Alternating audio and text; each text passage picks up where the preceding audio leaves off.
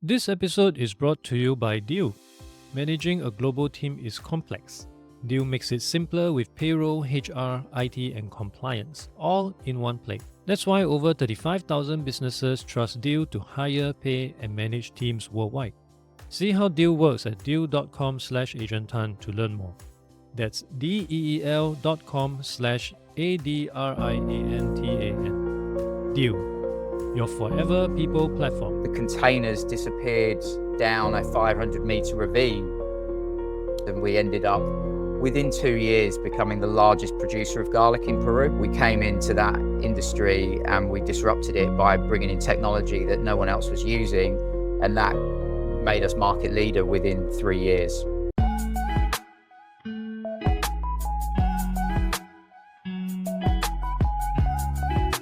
Hello, Gareth. Welcome to the podcast. To be here, Adrian.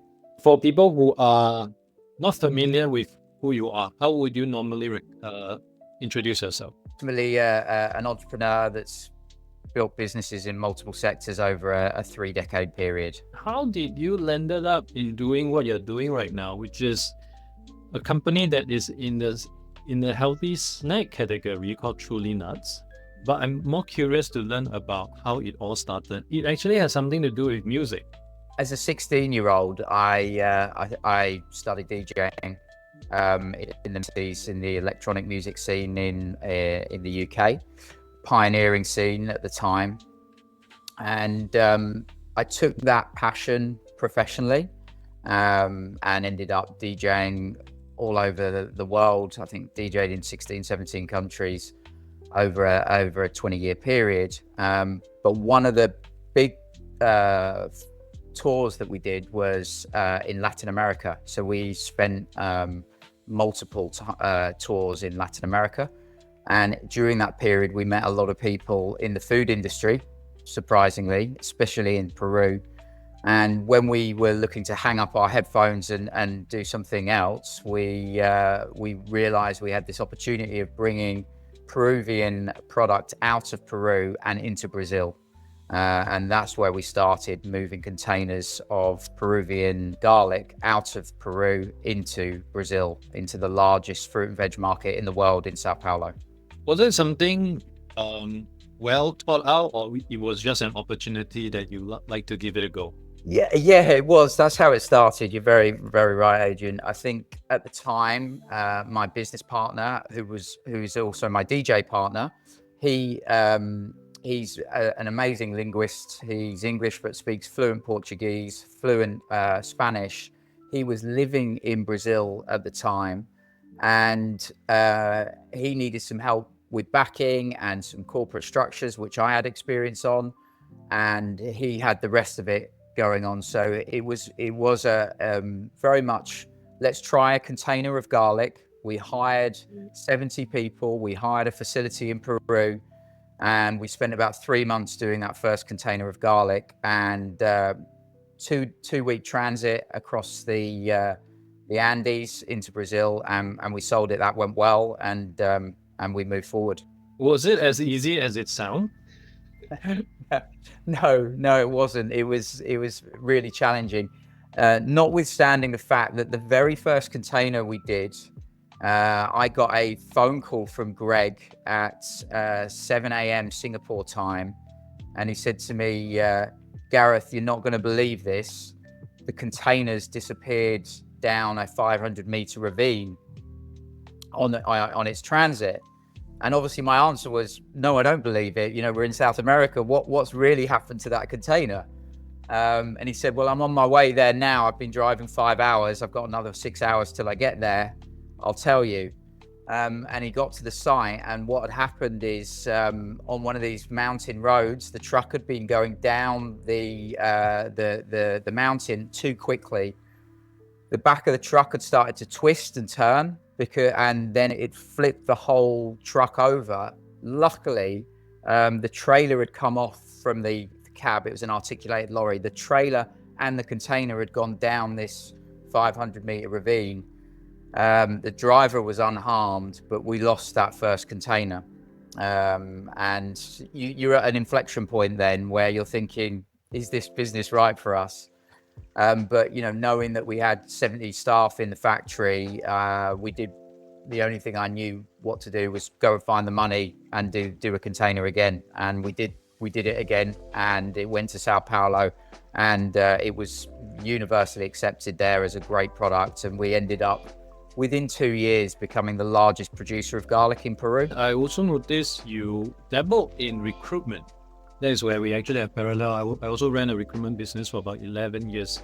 How did you transit from garlic to recruitment? So it was actually the opposite way round. At university, I had a business in electronic music. We were doing club promotions, nightclub promotions, and DJing. And I carried that business on after university. But in the end, we kind of realized that probably it wasn't going to take us where we wanted to go. It was challenging, cash flow challenges. We had a lot of debt from students, and so in the end we wound that business down, and I was just looking for a job then to anywhere to make money quickly to repay some of my debts. And I got a job as a trainee recruitment consultant in the largest privately owned recruitment group in Europe at the time. So that's how I got into recruitment, and that is how I kind of learned sales skills and managing people. And it was an amazing opportunity working with diverse clients. You really learn a lot about business, and that's kind of where it all started for me. After that, went on and set up my own firm with 2 friends of mine. So you were actually running both at the same time, or do you even have more on the side? The recruitment group now, Amoria Group, is circa 200 million in revenue. We have a consulting business within that group as well, in the energy and advanced engineering sectors. So that group is a sort of split 50-50, recruitment and consulting. And we've also done some other businesses in tech, video tech, e-commerce, which we've invested in, and then obviously the agriculture commodities, and now Truly Nuts, which is the consumer brand, as you rightly said, which takes the Brazil nut from the forest floor, and we take it all the way through to the consumer, to the consumer's front door, or to the supermarket. It sounds like entrepreneurship is something in your DNA. Did that come naturally for you when you first started? Absolutely not. And I think with anyone, you have to be willing to learn all the time, and that is what I've had to do in every business we've been. And that can be challenging and expensive when you're learning it on your own payroll, if you like, but also very rewarding, because you're constantly in new industries and trying to understand it. And I also believe that you look at things from a different perspective when you come from another industry and enter a new industry. And I think that's certainly what happened with our Brazil nut business in Peru. We came into that industry and we disrupted it by bringing in technology that no one else was using, and that made us market leader within 3 years. Has any of what you've gone through in recruitment being carried over to other aspects of your business? Absolutely. I think the people management side of things that you learn in building a recruitment business, running sales teams, administrative teams, back office teams, I think in recruitment, it's highly competitive, as you know yourself, Adrian, and you have to make sure your employee value proposition is really, really strong. And so we've mapped that employee value proposition into our businesses in South America, which has meant that we've got real loyalty from our staff. So, we pay 50% above the minimum wage in Peru and Brazil. So again, most of our competitors aren't doing that. And that means that our staff and our team members are loyal and feel looked after. So the same kind of rules apply for what we do in the US, in Europe, in Asia, in terms of employee well-being, and we map that across into Latin America, which I think is unusual for a lot of businesses there. So having better employee benefits, paying them more, actually became a competitive edge for you guys. Massively, yeah. It's been a huge competitive edge. I think having that global mindset through, having scaled a staffing group into 50 countries, we were able to think day one with White Lion Foods, which was just doing garlic initially, and then Brazil nuts. We were very much like, well, where else can we sell this? Let's build a sales team that can trade globally. And now we deliver product into 60 countries. So that global mindset and the sales skills and the people skills that we learn in staffing have definitely been mapped across into what we've been doing in agriculture and commodities, and now consumer goods. Because garlic logistic as well as recruitment business doesn't make you busy enough, you also decided to dabble into the nuts business, launching a brand called Truly Nuts, the first ever savory flavored Brazilian nut snacks. How did this even come about? Yeah, so the garlic business was the first business with White Lion Foods, and I often joke with people that when I look back, it was probably one of the worst business models you could come up with, because you would farm all year and then you would only generate revenue September through till December.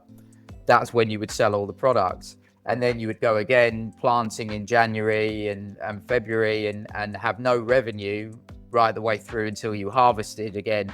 So it was, very, very challenging from a cash flow perspective. So we were always looking for other products that we could do in the other parts of the season. So what could we go and, deliver January to September when the garlic wasn't was just growing and what wasn't being harvested. And we looked at lots of products, and we've done pecan nuts, we've done tomatoes, we've done potatoes, onions, you name it. We went through a lot of different other products, some successful and some less successful. But then we discovered the Brazil nut, and it fitted in with our model.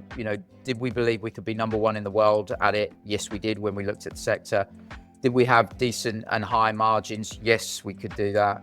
Was it a unique product that globally people would want? Yes. So it ticked all those boxes. And what you don't realize about, or most people don't realize about the Brazil nut, it cannot be commercially farmed.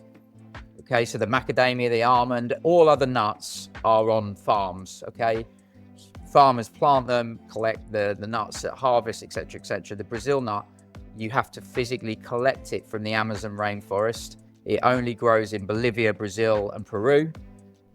So it has an amazing sustainability element, and that was another factor for us that we felt that we could bring this nut to the world and market it in a way that it hadn't been marketed before. So that's how we got into Brazil nuts. And then we realized that no one was really flavoring Brazil nuts. So you get a flavored almond, you get a flavored cashew, but you don't get flavored Brazil nuts. It's set for chocolate Brazil nuts. So that was another thing for us. How do we work out a way to flavor these? And now we've flavored them with chili and with smoked flavor, and obviously do the dark chocolate and the milk chocolate, which maybe other competitors also do. This was launched 3 months ago in Singapore. How has been the reception so far? Yeah, really good, really good. I think we were, super happy to get in with cold storage and Fair Price, and they'd be very vocal in the fact that they haven't really had a Brazil nut offering. So it is new to the Singapore market, and we're seeing the rates of sale really increase now. Over the last 3 months, we've seen a 55% increase on weekly sales in a 3-month period. So that's super exciting. And we're just educating the consumer here about it. Everyone loves the health benefits and everyone loves the flavors. So we're looking forward to the future here. I understand the company actually allocates 25% of its profit to planetary causes, particularly focusing on the Amazon rainforest, which makes sense since the nuts come from those rainforests. And earlier on, you also mentioned about better employee benefits, paying your employees more. I must say it is quite unique from most of the business owners out there who try to squeeze every single dollar that they can. Yeah. What motivated you to go in this direction, which ultimately will cost you a bit more money? I think we come from a place where, number one, it's the right thing to do. And if you think about what we did very early on with Amoria, I think we set up Amoria, our first trading year. The staffing group was in 2007, and straight away we started working on our own charitable foundation. In 2009, we launched our charitable foundation, the Amoria Bond Charitable Trust.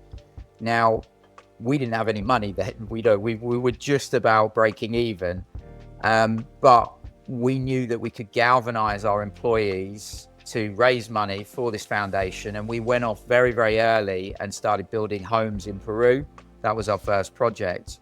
So, we looked at it and said, well, we've got this human capital here, and we live in this privileged part of the world in the UK. We've got this opportunity to give back to other areas of the world, and we focused on Peru, where people there are living in the shanty towns, are living on $1 a day. And we just saw real benefits both for ourselves, our employees, and the overall impact that we could have in those kinds of places. So it became part of the DNA and the fabric of the businesses that we've been involved in, that if you give back, you get back, and in other ways, and through staff loyalty, through raising awareness, through people wanting to make a difference in the world, and the types of people that you can actually bring on board in your business as well, because we're united by a common purpose aside from we just want to grow this business. I recently listened to a podcast where they talk about bananas, and it was then that I realized what Banana Republic actually mean and the kind of shady stuff that happened behind. I'm very certain with your experience in the food space, you definitely know a lot of all this. What are some of the not so good things that you do see prevalent within the industry that you believe consumers should be more aware of? When we got into the Brazil nut industry, of course, we didn't have our own facility. We were just trying to do our first 16-ton containers. So we partnered with a Brazil nut producer, and it happened to be a year where there was a big surge in prices, and the South Korea market really doubled, tripled, quadrupled down on wanting Brazil nuts. There was this huge fad that went on in South Korea. So the price surged. And what we found that was going on at that point, working with that supplier, was him and his team were actually, shall we say, some of our product wasn't around as much as it should have been and disappearing. And he was pushing back our containers so he could do his containers. And it was, it was very unethical. So what we kind of did out of that process is we realized if we wanted to be in this industry long term, we needed to build our own facility and be in control of destiny and put in the quality standards that we knew that we needed to bring that product to the consumer. And I think a lot of the industry at that point didn't have the quality standards that we would expect, or a consumer in Singapore would expect. So we kind of shook up the industry by building our own facility.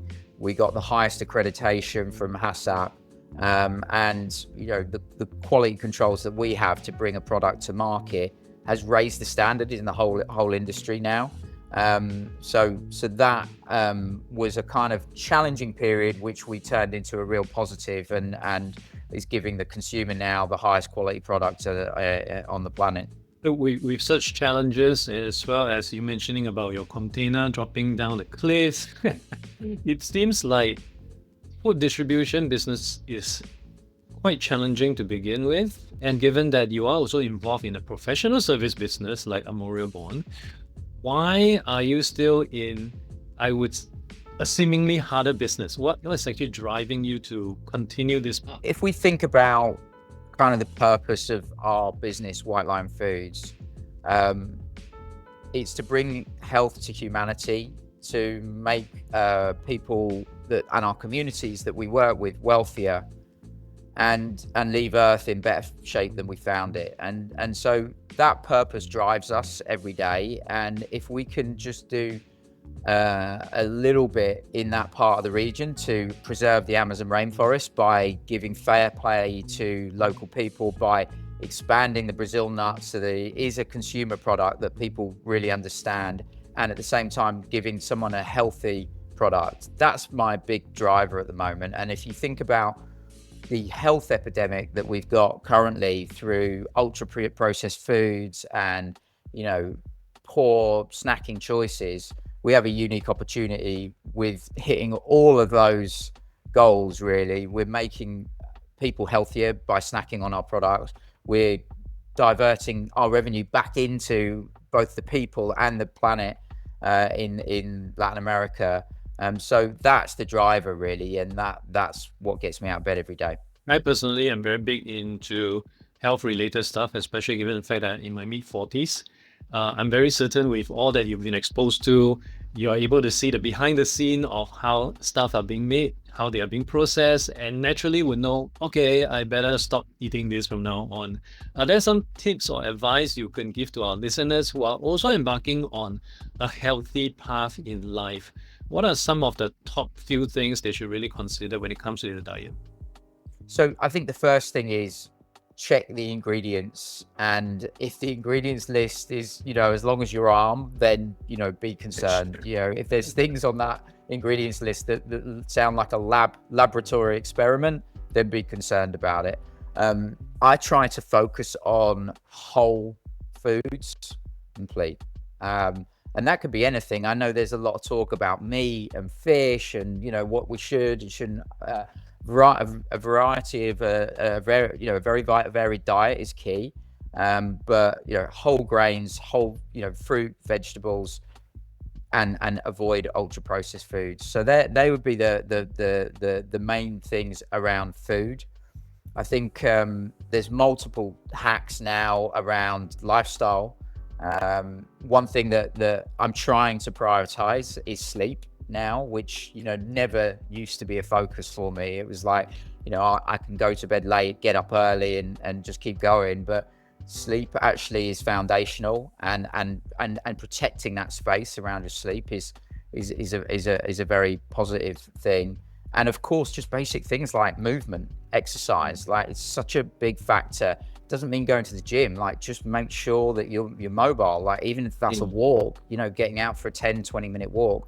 But yeah, I think avoid our ultra processed foods at all costs, and stick to, you know, the diet that we ate when we were growing up on the savannas, you know, you know, that is the diet we were designed to eat. And do you go to the extent of stuff like cold plunges, infrared therapy, things like that? I did my third cold plunge a couple of weeks ago, and I am going to put that into my my process now. And interestingly, I was with a guy who's been pushing cold plunges for 6-7 years. He's done all the research on it, PhD level doctor, and he said actually there's no benefit to doing any more than 3 minutes. So 3 minutes on a cold plunge, and depending on your health requirements, once to twice a week is enough, but once a week, 3 minutes. So when you put it in that context, it's actually not such a bad extra thing that we've got to build into our busy lifestyle. I tried doing it once, and I actually did, I think, 9 minutes, 3 minutes each in different pool. Yeah, I almost had to kill the person who invited me to the place. It was tough. It was really hard. But at home, I actually have a contraption. It's a bucket that I put under my rain shower. I can put ice cube in it, so it would just become an ice shower kind of thing. Nice. I've been trying to do it on a daily basis, and because the ice melts so fast, so it doesn't last more than 2 minutes. Yeah. But I am seeing certain benefits. I feel I have certain benefits, which is why I'm still doing it. Yeah, I agree. I think, look, there's a things that also to add to that would be breath work is something that that doesn't have to be, you know, we've all had these stories of like, you know, breathwork professionals and we need to do this. No, I'm talking about a 10-minute meditation that encompasses breathwork in there, you know, and just being able to hold your breath for up to 60 seconds as part of that routine. This has major benefits on, you know, regeneration in your body, like a cold plunge. And the other thing that I've been doing is intermittent fasting as well. In fact, I'm just finishing now. Indeed. I'm about 19 hours into a 20 hours into a 24-hour fast. And doing that once a week, I think, is a really good reset for the body as well. So yeah, I think these things can all be incorporated in to your daily and weekly routine, and they're not this big thing that's going to cause you to lose a lot of time. That they're hacks that could be done very simply into your routine. Was there a trigger moment that you started on this journey? Because I couldn't imagine you doing this when you were DJ. No, definitely not. Yeah, I think there was a trigger moment, actually, when I look back. I think as you kind of go into your 40s, you start to look very, very seriously at your longevity, and also children as well. You actually start wanting to be around as long as possible. So I think that was the point where I definitely felt like, you know what, I need to, I'm not a machine. I can't, go to bed late, go out, late dinners and eating late and drinking alcohol and consistently getting up early. There comes a point where something's got to give. So I think that definitely becoming a dad was a factor. Within a couple of years of that, I was starting to think about how can I maximize my body. And also, I've always been a keen athlete, whether it's cycling, the gym, tennis, football, you name it. And when you get older, if those things aren't working as well, you need to find ways to be able to maintain that level of fitness, basically. And the healthy living is one way of doing it. And that definitely wasn't my plan as a 25-year-old DJ. Now, for some listeners who might be looking into exploring perhaps a similar path, going into food distribution, and I've seen some of the newer companies that have popped up recently. I spoke with a company that did their own popcorn and stuff like that. Do you have any advice for aspiring food entrepreneurs? It's a great question, Adrian. And I think what I would say is find a niche. Find a niche. Why is your product different to other people? So because it's a really crowded marketplace, and finding that niche, not only from our side, we looked at it and said, well, our product's healthy. We really like the brand, and we're giving back to the planet and the people that depend on it.